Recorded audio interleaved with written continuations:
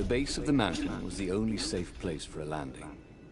He would have to continue on foot, muscles aching. Calaveras was a scholar, not a doctor. Could he really save Renato from the poison radiating from the lost god's eye he was so recklessly carrying?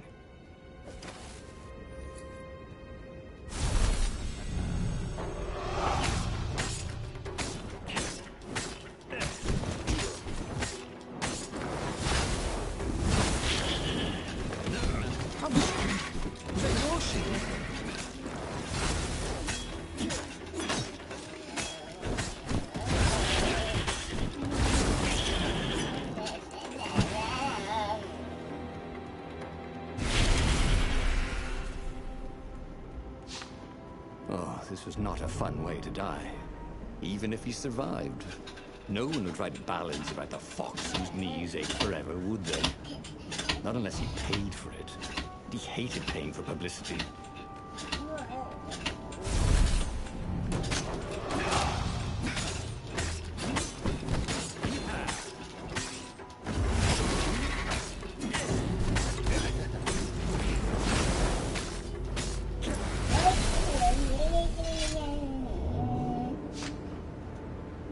Renato had always wanted a flying carpet.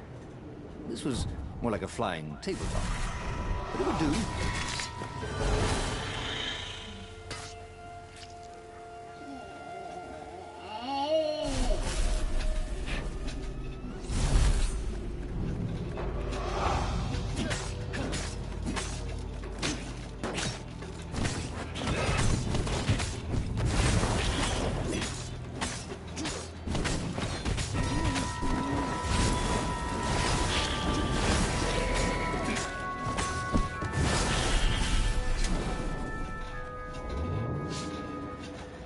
It was chilling walking through the living mountains.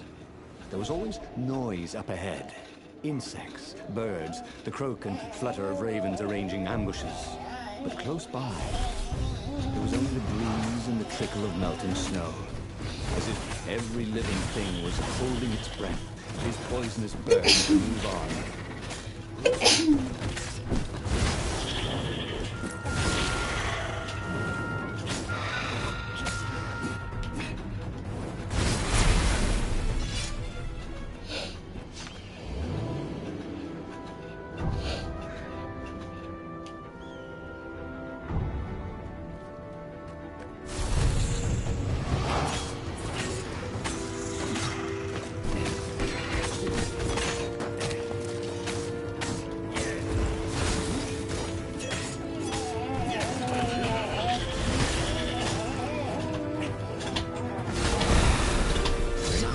So much.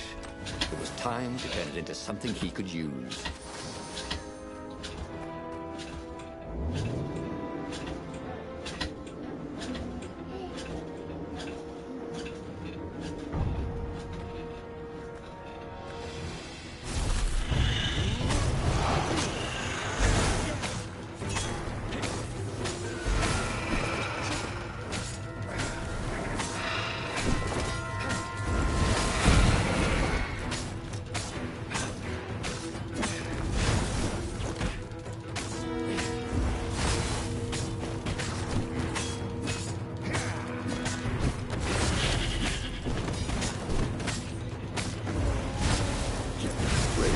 Smell any better dead, Renato thought.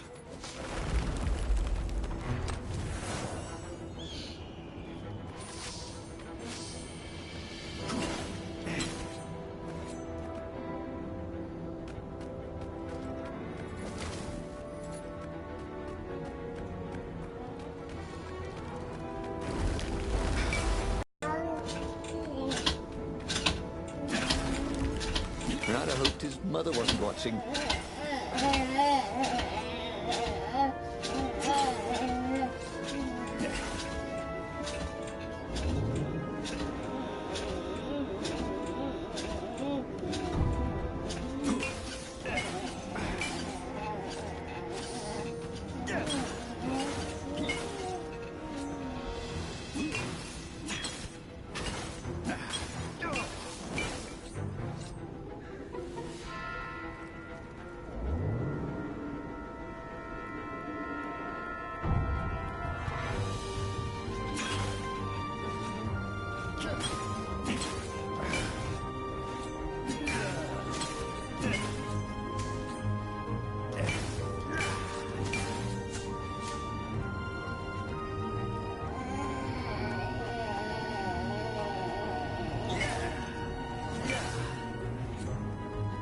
What were these poles exactly?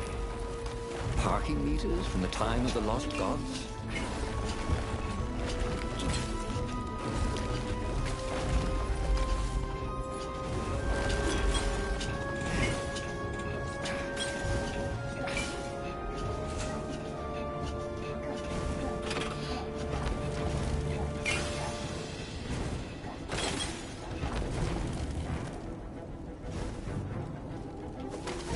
Time was running out for the rebellion. They might already be fighting the Imperial fleet. Everything hinged on Calaveras' ability to turn an exiled god's eye into something deadly.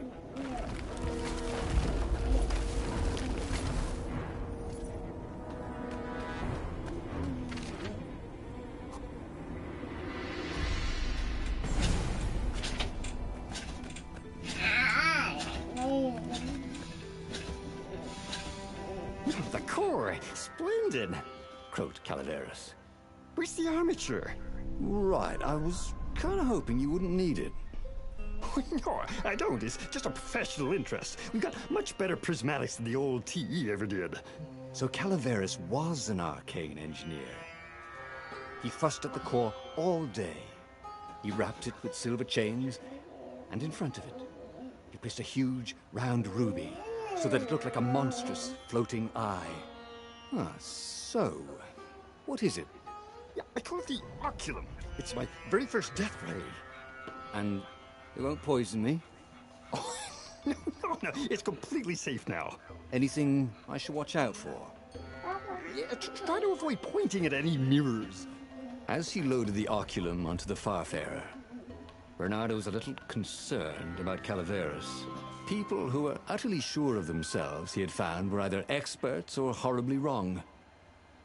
Or both. But Bernardo only needed to fire the oculum once. He only needed to destroy one ship, the Emperor's ship, and the war was over. Bernardo plunged into the Imperial fleet. He felt the oculum humming. He no longer felt sick. This was going to be fun. Or at least, it was going to be over.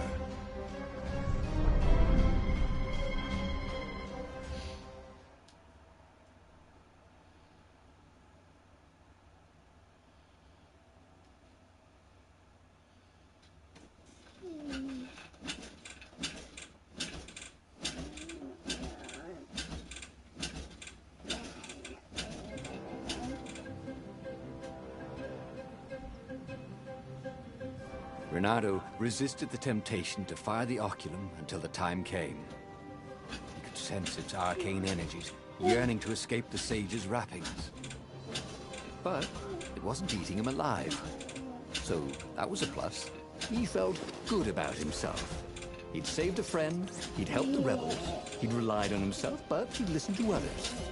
He felt like the right sort of hero. Wise, yet decisive. Calaveras had been so sure it would work. Maybe he could fire it just a few times. No harm in that, right?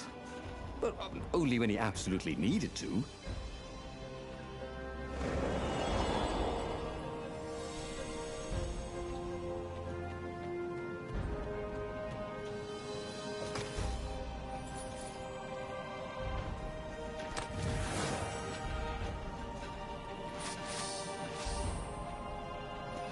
Bernardo wondered idly if people who had built these poles had really, really long tentacles.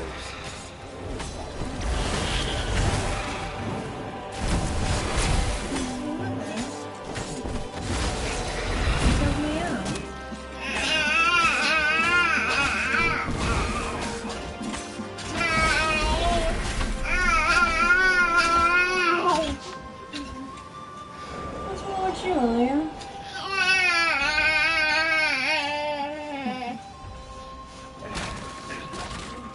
Okay.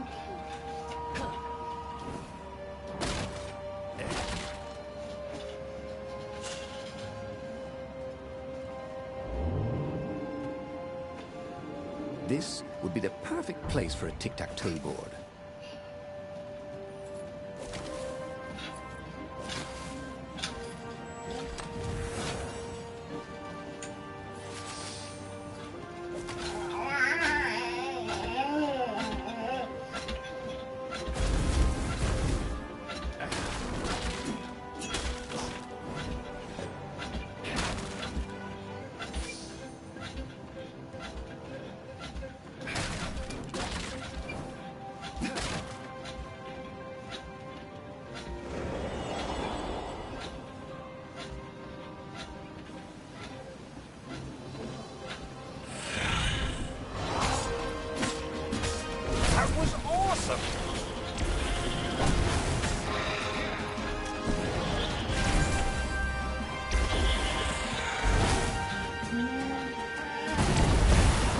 Charging. Oh.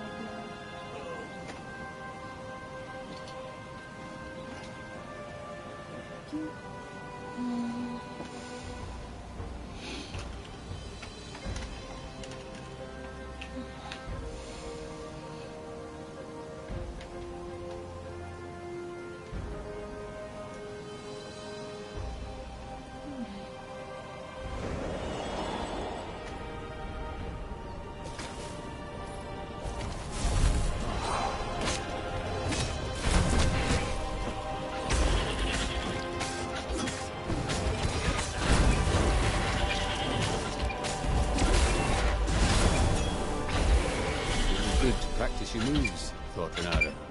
Keeps you limber.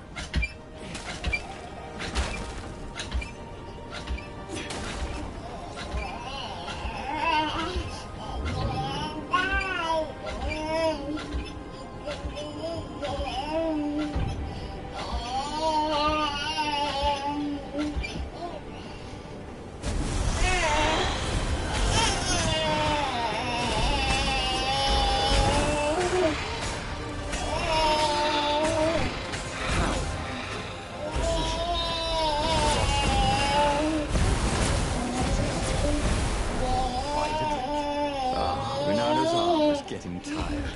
The core was no longer eating at him, but he still felt weak. His stamina was shot, but he had the ocular. When the ravens swarmed him, it would sometimes fire its death ray. It seemed to be warming up too, firing more and more often. Maybe he should let it cool off. Yeah, he decided to stop using it entirely.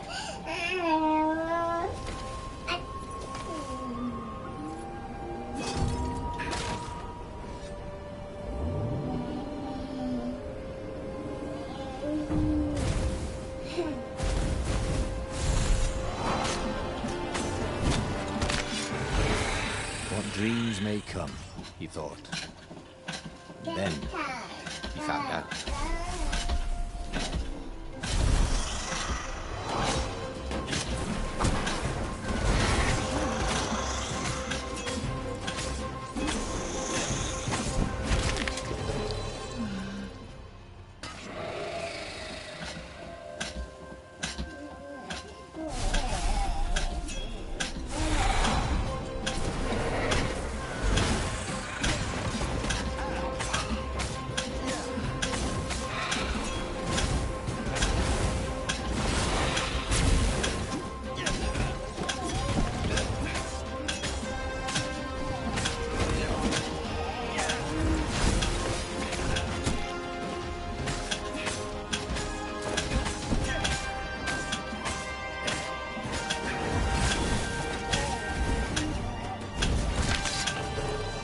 But there were still so many games to play, Renata thought as he died.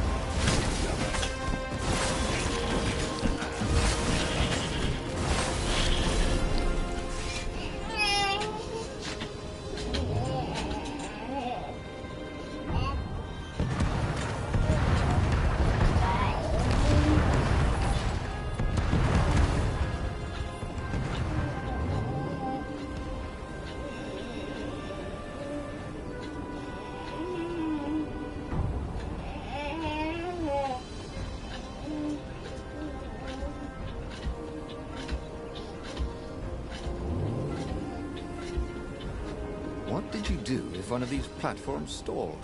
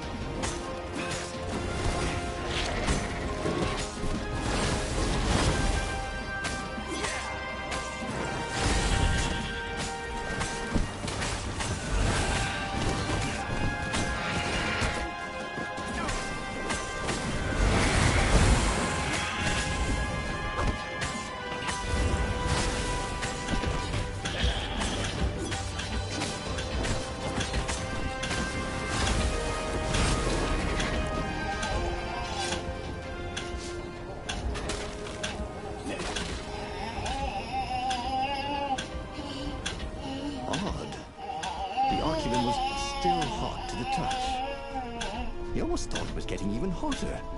Well, that was ridiculous, of course. Anyway, he'd only to fire it one more time, and then he could chuck the whole contraption into the abyss. And the Emperor's ship was now in range. Reynardo squinted. He could make out the line of ravens protecting the ship. Zenobia in front, conjuring. And on the deck, yes, that was His Imperial Majesty, pacing in his golden armor. Reynardo lined up his shot and fired. Caught in the beam, the ship burst into flames. The ravens and Zenobia exploded. The Emperor too exploded. Reynardo waited for the beam to stop, but it only got brighter, and the oculum hotter. Frantic, Reynardo pulled the oculum towards the abyss. The ruby burst into flames. The shiny metal casing glowed, then melted. That was good. Now the core could cool off, right? Reynardo ran. The blast incinerated him instantly, along with both fleets. The shockwave could be felt across all Earth. No empire nor rebels to rule them. The islands slid into banditry. And so began the Second Age of Darkness. And he hadn't learned anything new this time. He'd done the same thing twice, yet expected a different outcome.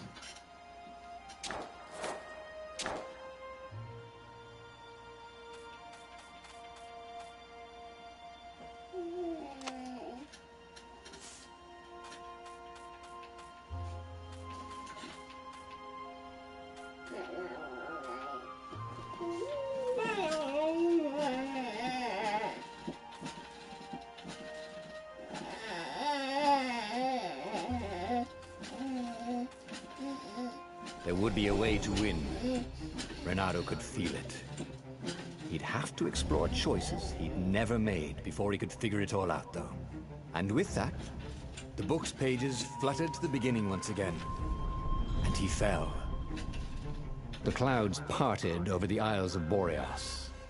It was time to choose. The rebellion was in trouble. Ravens were scouting for the secret rebel base. They needed a game changer. Pieces of the Sky Ripper had surfaced. Reynardo knew that using it could go catastrophically wrong. But he was sure he could figure out how to use it safely. Also, a temple had risen out of empty desert. The Iblis stone was hidden there. It was a dangerous artifact. It could corrupt its user into a bloodthirsty monster. Maybe he could find a way to use it. To take its power without surrendering to its wickedness. And also, his old friend Lapino needed rescuing. Of course, Renato had a pretty strong suspicion that Lapino had betrayed the rebellion. But could Renato really leave an old friend to the Ravens? Ah, Lapino. Apparently, the Mad Rabbit had sold a Pegasus that...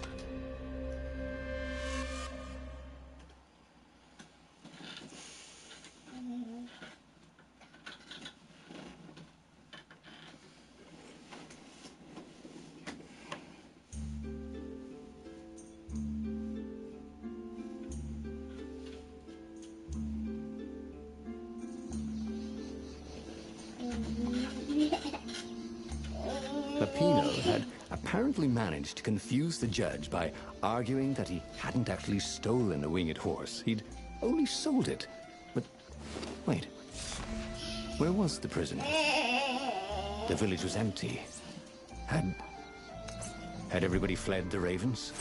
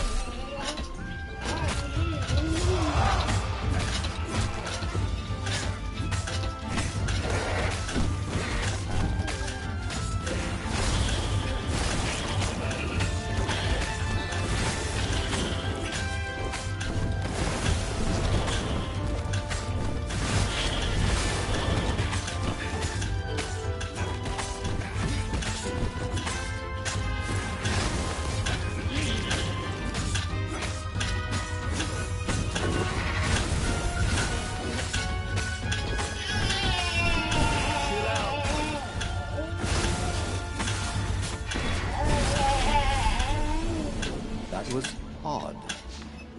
Renato had been here, at this exact place, at this exact time. This time, there were so many more Ravens.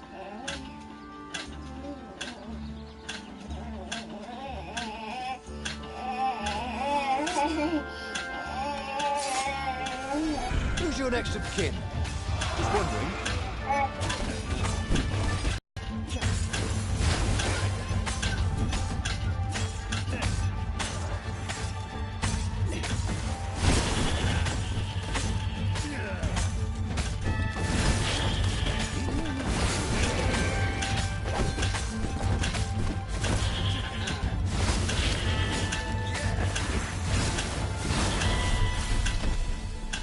Ravens were landing everywhere.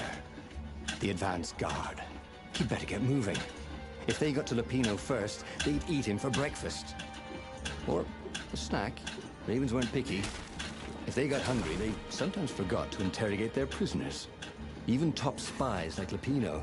Well, unless he really was a traitor, obviously. Then they'd probably pin a medal on his chest.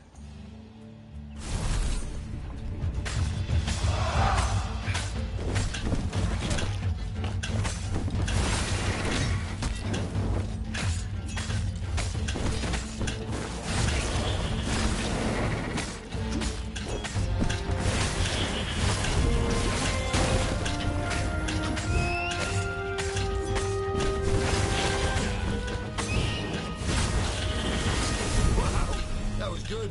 Is it good for you? Lapino would betray him. But now Renato knew that. What would Lapino do if he knew that Lapino was going to betray him? Well, he'd concoct some crazy scheme, wouldn't he? And use Lapino's betrayal against him and it would blow up in his face. Maybe he was overthinking this. That would be a first.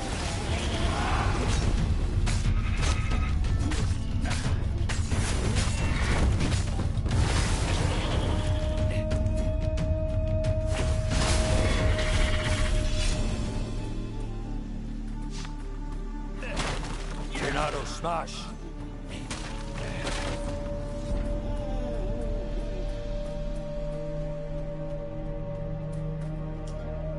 Dirty and bloody, Renato finally reached Lapino. The rabbit was practicing his shuffle. Renato recognized the cards. It was Lapino's favorite deck. Oh, I thought you were in danger. I am. The ravens are coming. We capture Zenobia, we find out what she knows.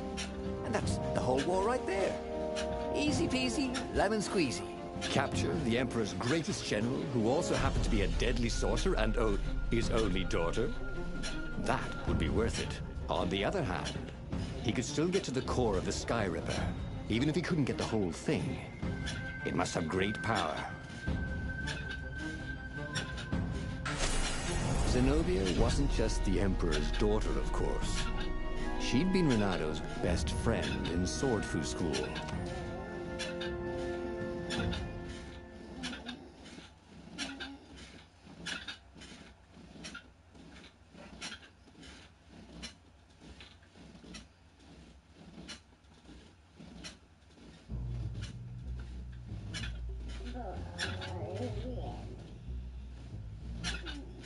The city was already under Zenobia's control. I had to admire her efficiency. Renato shivered at the thought of Zenobia at the mercy of the interrogators. Could he really turn her over to them? But this was war. It wasn't meant to be pretty.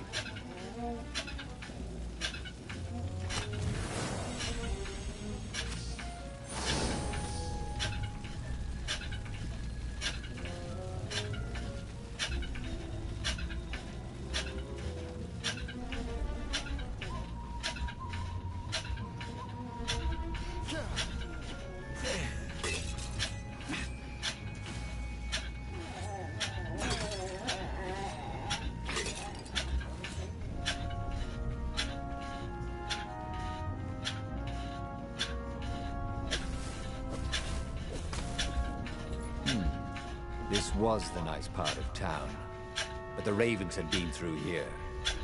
They like to take shiny things home to their nests.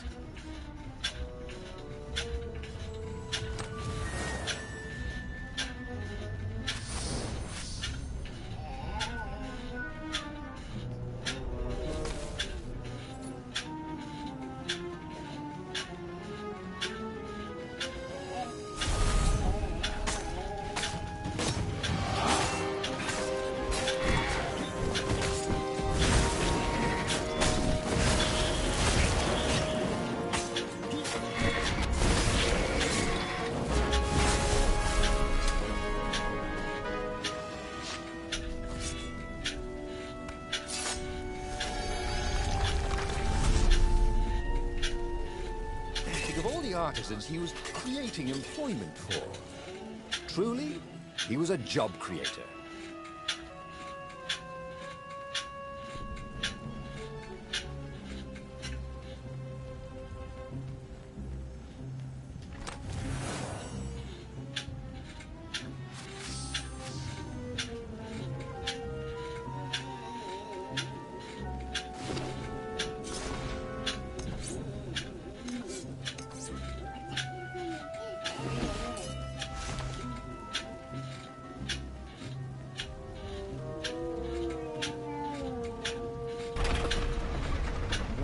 Lapino urging him to capture Zenobia. Obviously, it was a trap. But you never knew how Lapino thought. Sometimes his plans were so convoluted they did the exact opposite to what Lapino wanted. Yeah, there must be some way to play on that, Renato thought.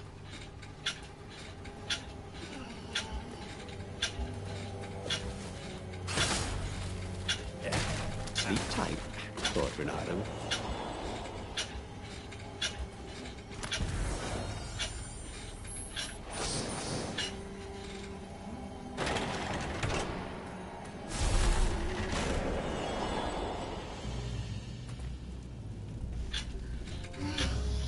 So, what's this plan of yours?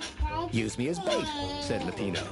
And he outlined a slightly complicated plan that involved geese, a net, setting the Farfarer a little bit on fire, Lapino dressing as an old blind toad, and Renato hiding inside a monstrous watermelon. What could possibly go wrong?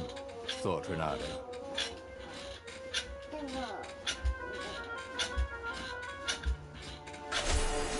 Oh, this is gonna be fun, said Lapino, as he ran to go set up his marvelous plan.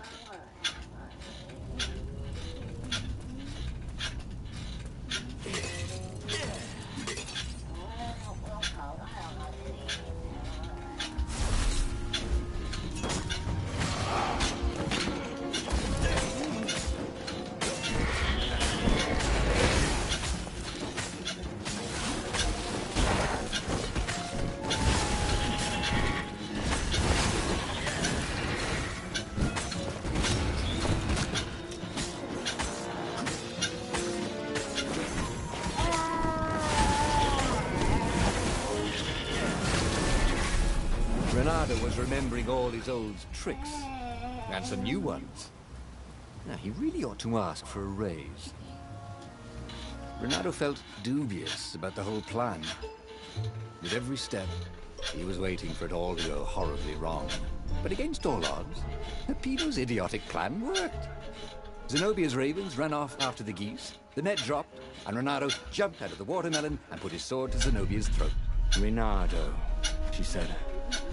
Are those new scars? They look good on you. You never returned my velvet jacket. It was my favorite. You look stupid in velvet. Oh, what does an imperial princess know about style? Oh, get a room, you two, said Lapino. But the fleet was coming on fast, so they put Zenobia on the Farfarer and took her east over the Nexus.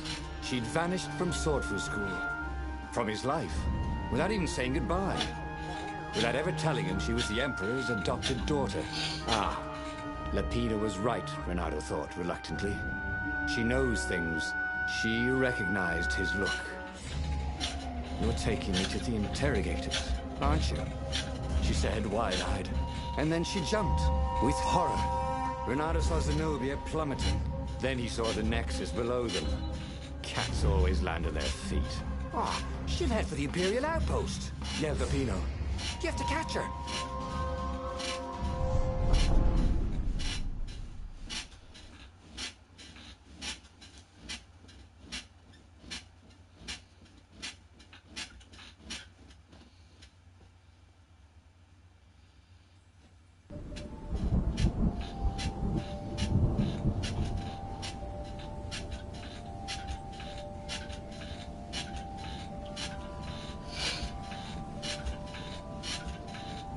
Cats can run faster, but foxes can run longer.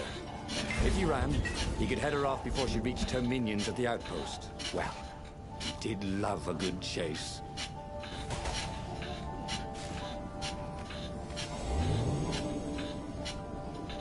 It was a bit windy up here.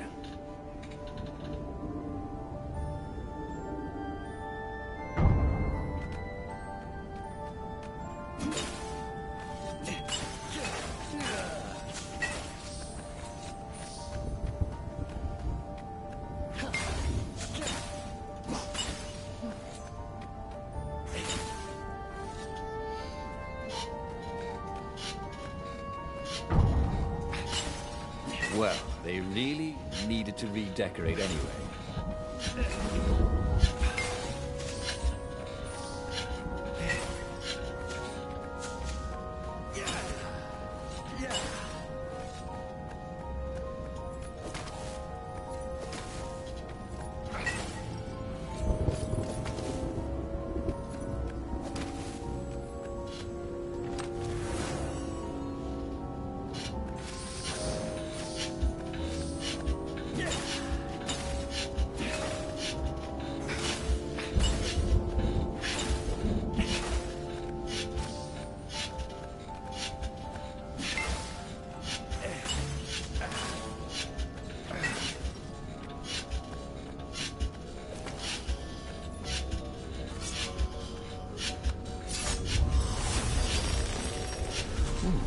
What's there?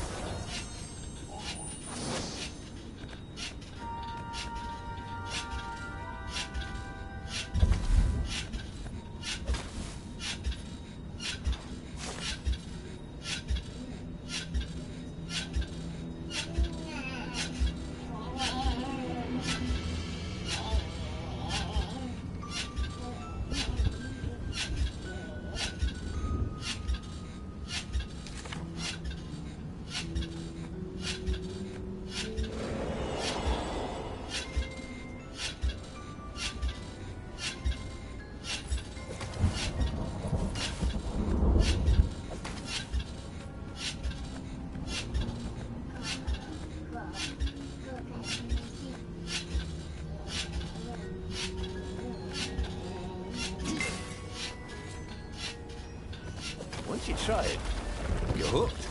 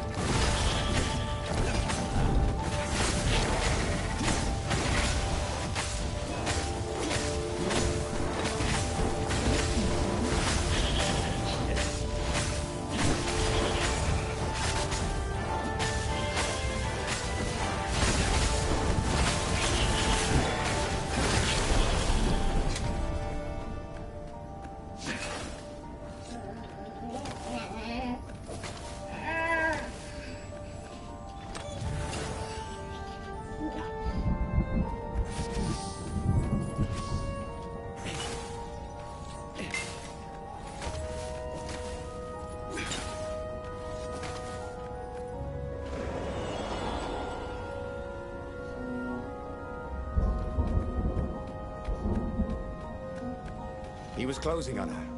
He could smell her fear. He tried not to think about the interrogators at the secret base. What did they do to her? Maybe it didn't have to end that way. Maybe he could talk to her. But, after all, there were worse things the Imperials had done to friends of his.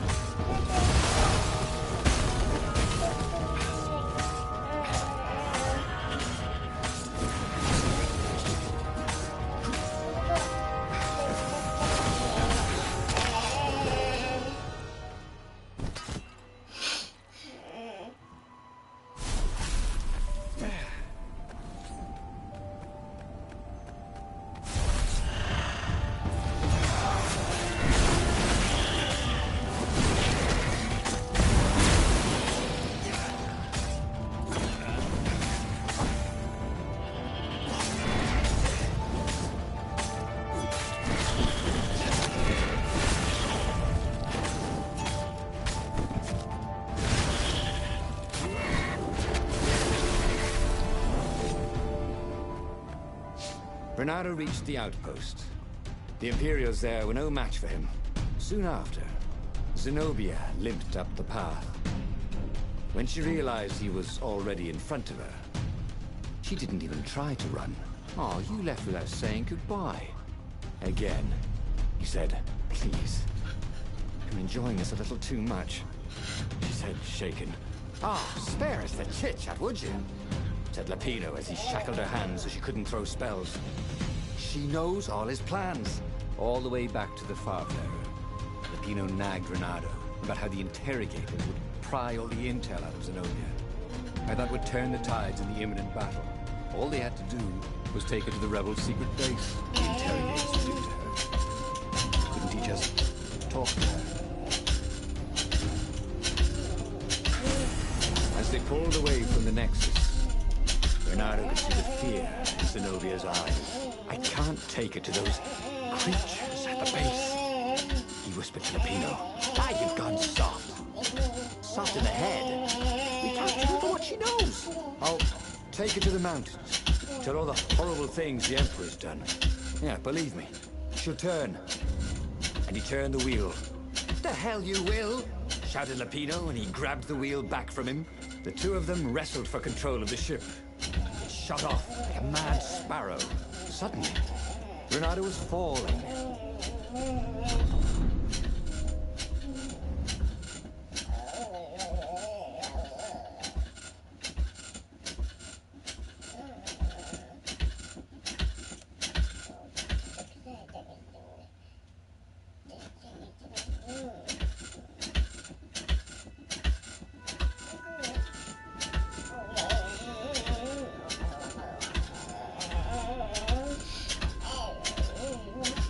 When he came to, Zenobia was standing over him. Why didn't you take me to the base to be interrogated? She demanded. Do you know what's left of people they interrogate? This is some trick, isn't it? To make me fall for you again. Well, I won't. Oh, go on then. Scurry back to your ravens. I can't stop you. But strangely, she didn't. As Renato set off to find the Farfarer, she followed him, keeping just out of sight of the ravens. What was really fun was hooking yourself onto a moving ship.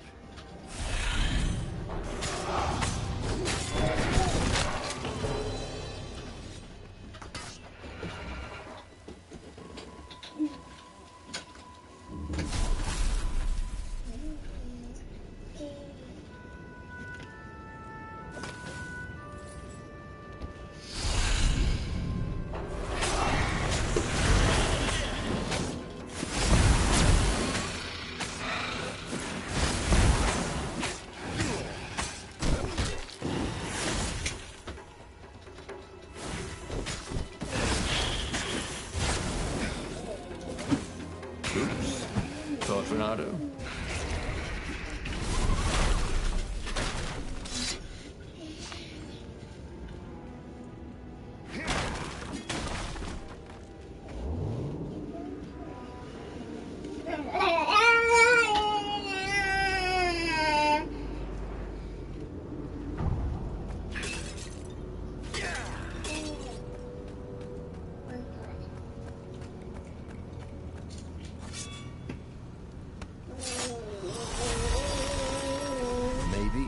I should follow my nose, thought Renato.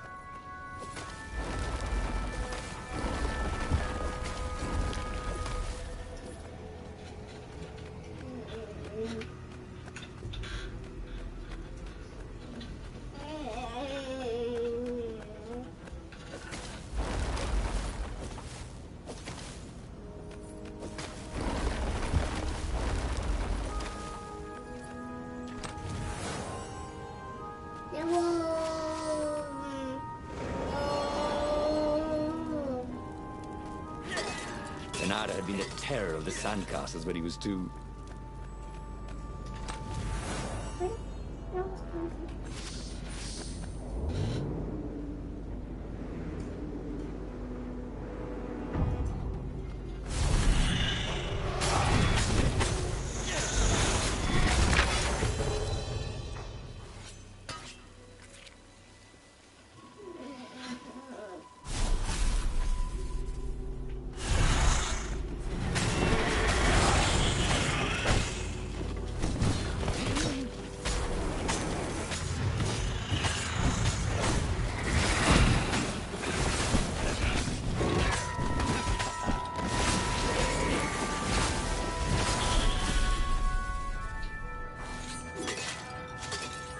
As Renato stopped to sniff the wind, Zenobia came up, still mad.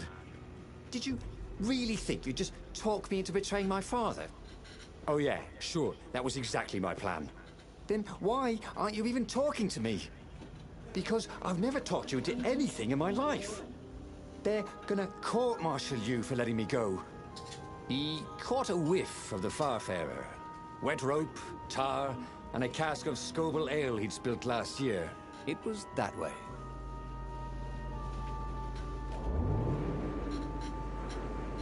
The platform used a hybrid propulsion system fueled by anti-gravity and wishful thinking.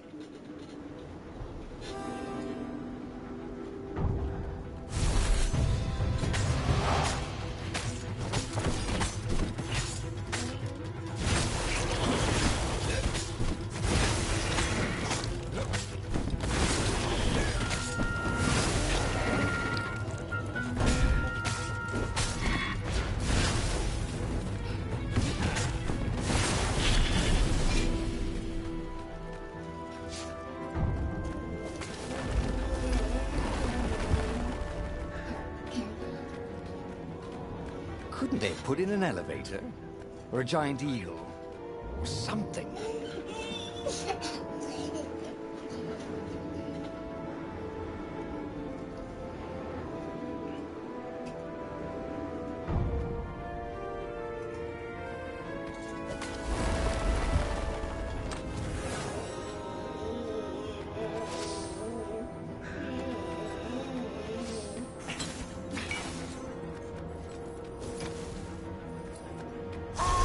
Are we dance? Come on, the lead raven.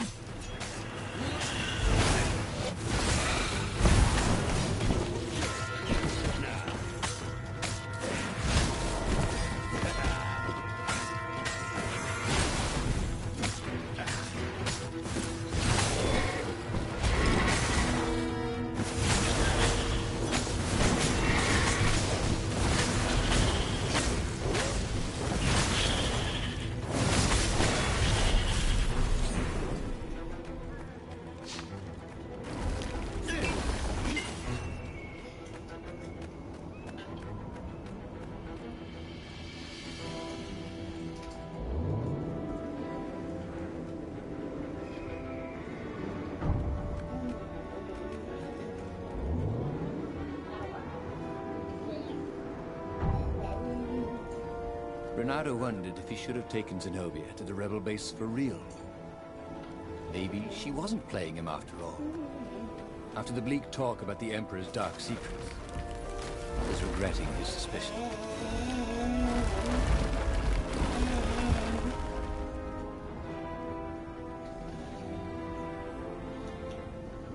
Sure enough, the Farfarer had crashed in some rocks. There was no sign of Lupino. Zenobia caught up. All that kid stuff in Swordfu School. Look, that's the past. We're adults now. We have duties to other people. We have destinies.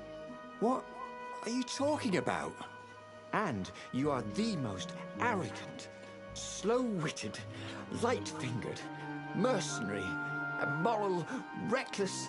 Run away with me, said Renato, and he realized he meant it. What? Just like that? She demanded. I will, if you will. So, she kissed him. And it was the best kiss he'd ever had. They held hands as they boarded the Farfarer. Renato felt light-hearted, like the winds that were playing the rigging like a balalaika. But Lupino, I need to get back to Lupino, he said, suddenly realizing he could have been captured. A prisoner. He's not. How'd you know? He saw something in her eyes he didn't understand. He fell, didn't he? Into the abyss. She looked away, wouldn't answer. But then a bolt smashed through the Farfarer's keel. The broken ship plummeted out of the clouds.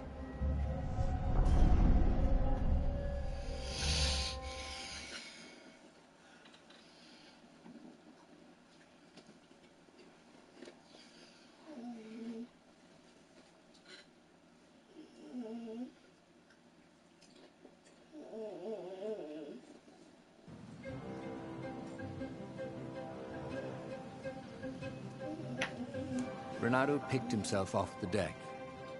They were alive. We have to get to my private ship, she said. Do you trust me? I guess I must, he said. You go on ahead. Clear the path, she said. I can't kill my own soldiers. He wanted to say that he didn't trust her, that he had no idea what he was getting into. But he had no choice, did he? He was following his heart. That's what it means to be a hero. You had to follow your heart.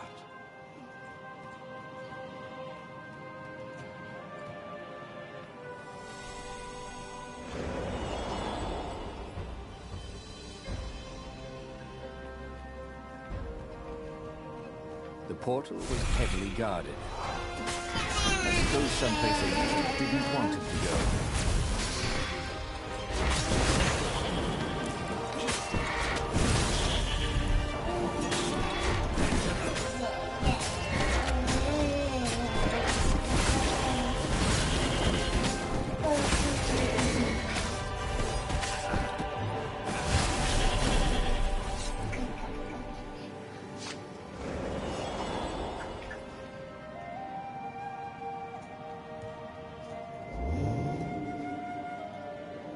Imagine if you built a house on one of these things.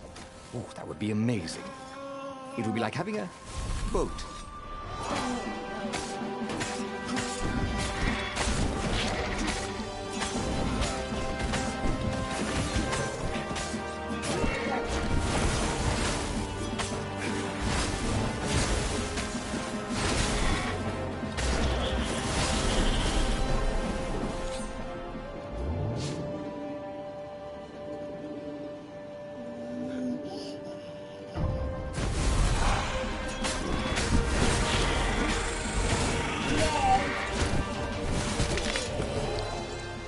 Did not feel well.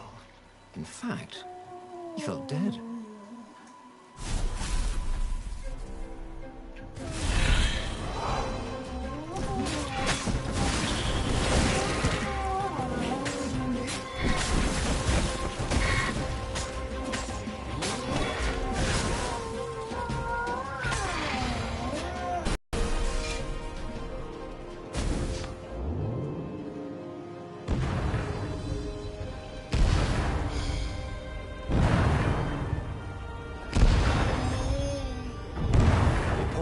To catch their breath. It was strange to be so close to her. What are you thinking? He asked. I'm trying very hard not to think. Me too, he said. Up ahead, he could see the thin silver of Zenobia's personal ship. It looked fast. They would leave all this behind.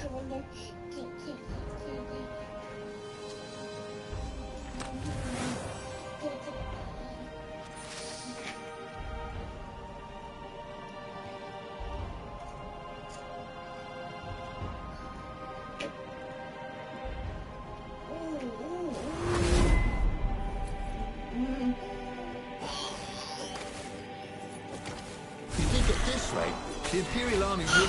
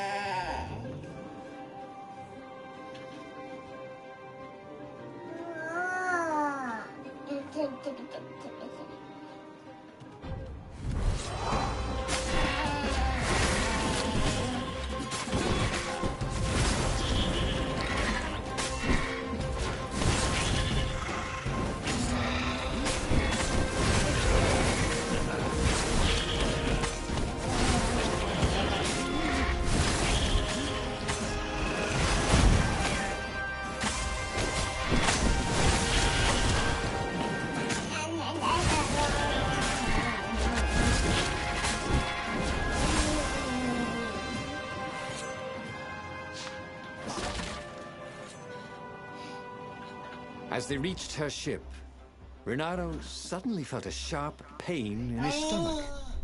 He was surprised to see a crossbow bolt sticking out of it. I was gonna lead the Empire to our secret base, Said Lapino.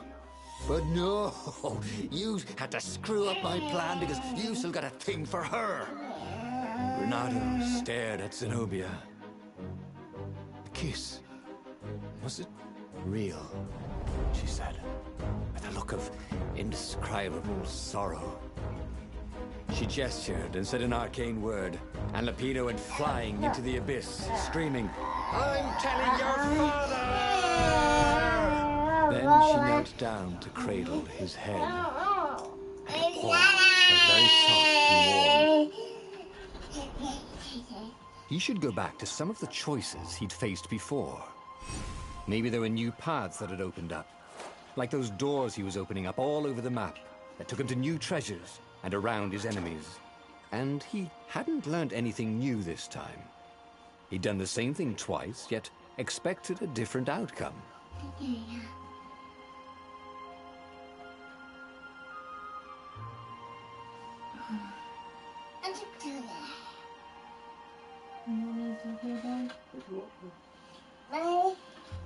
Okay, everyone, I'm gonna end it right here. Appreciate you guys coming to the stream and watching. If you like this game, hit the like button. Want to see more? Subscribe.